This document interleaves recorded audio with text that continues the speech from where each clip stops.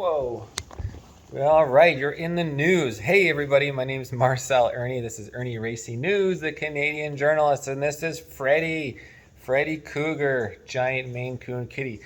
So earlier today, I did a story on the Colorado judicial system attacking Trump, trying to say that because of the Constitution saying that an insurrectionist cannot run for office, and Trump, of course, was never convicted or even remotely guilty of being an insurrectionist.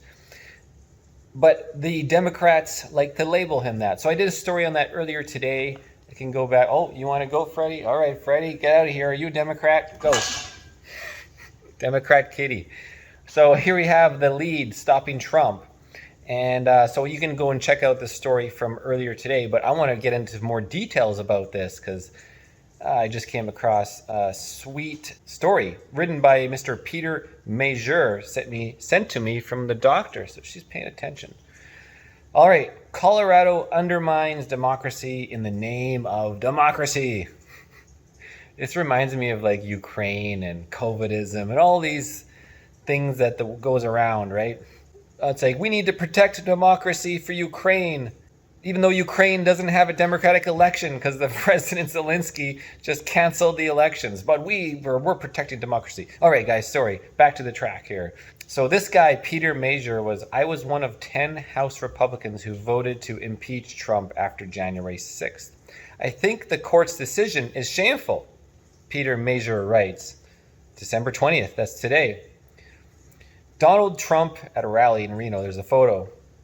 For years, we've been told that Donald Trump is a worse than Hitler threat to democracy, and that those who oppose him, leading Democrats, the courts, Noam Chomsky, Michael Avenatti, Rachel Maddow, the hosts of The View, and even old Twitter, were just trying to protect it. It's odd then now to be told that the best way to save democracy is by banning Trump from the ballot. That's what's happening in Colorado yesterday, when the state's Supreme Court ruled in a 4-3 decision that former President Donald Trump, currently the most popular presidential candidate, was disqualified from appearing on Colorado ballots for the 2024 presidential election. The decision, perhaps the most extraordinary act by a high court in my lifetime, is astonishing on every level. First, the reasoning.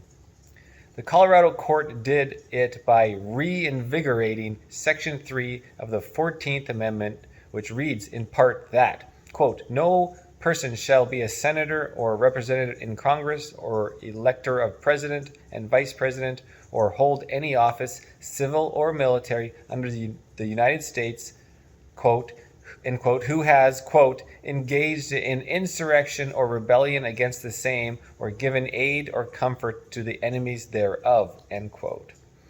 Those words were written in 1866, less than a year after the Civil War ended, a war in which over 100,000 Union soldiers died to keep America united in order to bar many former Confederate officials from serving in government. January 6th was my third day in Congress, writes the author. I had to be evacuated from the House chamber after a violent mob stormed the Capitol that day. I considered it then and consider it now a dark and shameful day. Well, we've all seen the video footage about what actually happened. So regardless, though, here's from a Democrat. But no federal court has found, nor in the Justice Department even alleging, that Trump is guilty of anything close to insurrection or rebellion. And yet here is the highest court in an American state taking upon itself to conclude a violation of federal statute. Second, the split. The vote was unanimous, but unanimous, but 4-3.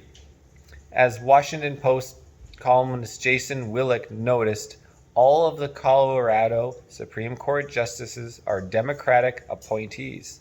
So what predicted their vote was not party, but law school. Quote, all Ivy League grads voted to disqualify Trump. Ivy League. What is Ivy League? Write in the comments. Is that your Harvards and your idiots, right? You know, like watching Suits as an example.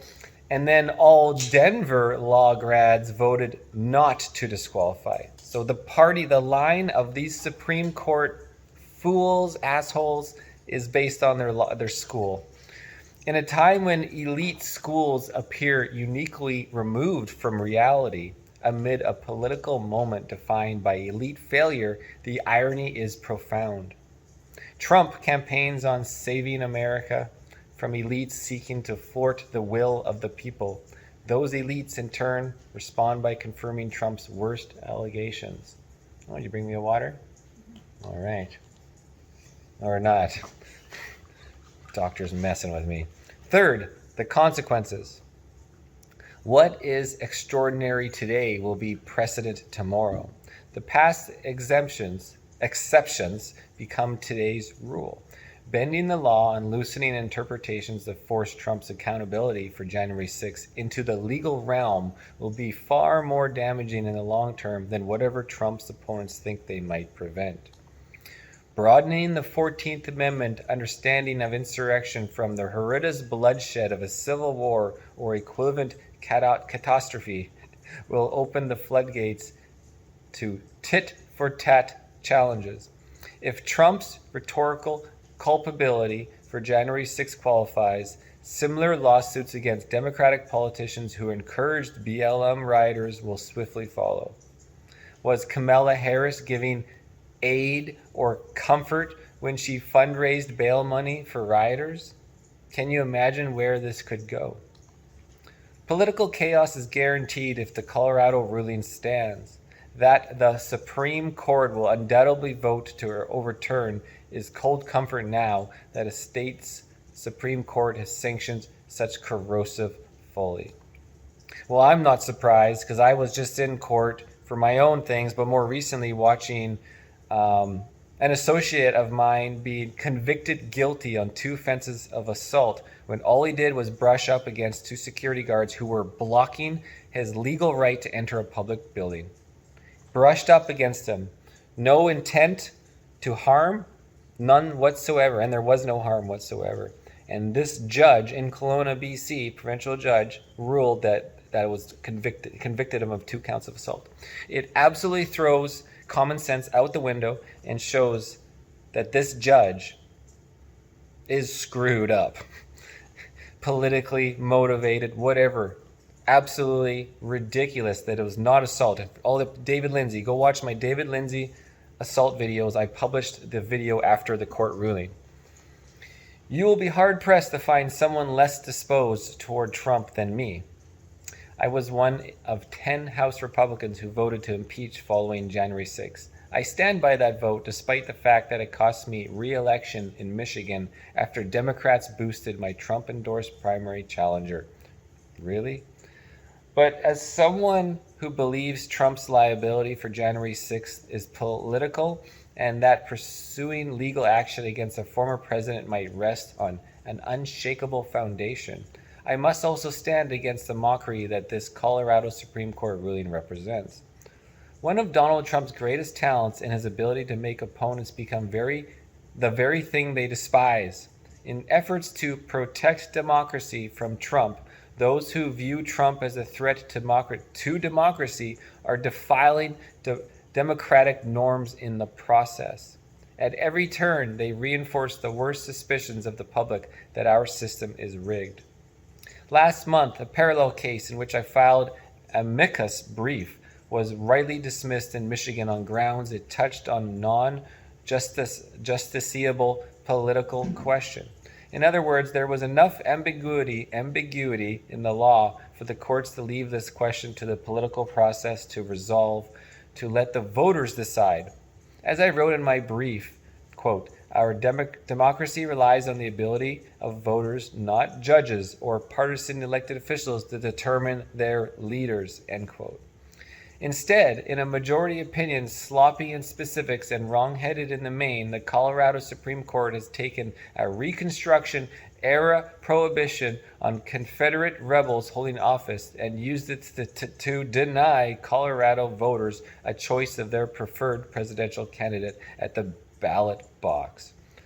As they find themselves right, quote, We travel in uncharted territories, end quote, in territory. One thing with such an admission would preface an appeal to caution. Instead, the Colorado Supreme Court proceeds to unicritically cite the landmark case of Schlecks v. U.S., a 1919 case that upheld the Espionage Act conviction of an anti-war socialist for protecting the World War I draft. No matter that Schleck, I don't know how you, Schenck, has been largely overturned in years since. Turning back the clock to oppressive limit on free speech is a chilling reminder that we must never take the First Amendment for granted. I wish we had the same amendments for Canada, because I can tell you our Charter of Rights and Freedoms is not being upheld. Even worse than yours guys. Nobody can really recite the Canadian Charter of Rights and Freedoms, our Constitution. And that's the problem. You got to be using it all the time so people know and understand and remember. Use your rights or lose your rights. Continuing. Nor, apparently, can we take for granted courts as a neutral arbiter. The Colorado Supreme Court ruling dismisses out of hand the defense that Section 3 does not apply to the presidency by emphasizing a plain language, end quote, while gliding over any distinction between Article 2 disqualifications, for which the Constitution offers no process for removal, and Section 3 disqualifications, which can be removed by a 2/3 vote in Congress as a tool of construction. Progressive activists constantly harp the returning Trump to the presidency would spell the end to democracy, and they are willing to break every norm in order to defeat him. They are eager to warp definitions and shape reality to a statute that has blocked one individual, a country's commissioner, from appearing on the ballot in 150 years. They will do anything, it appears, to spare the country a second Trump term. Anything, that is, but endure the discomfort of replacing their aging and increasingly unelectable incumbent with a candidate who could defeat Donald Trump without judicial intervention. Peter Major served as the U.S. Representative for Michigan's 3rd Congressional District from 2021 to 2023. Anyways, fantastic story.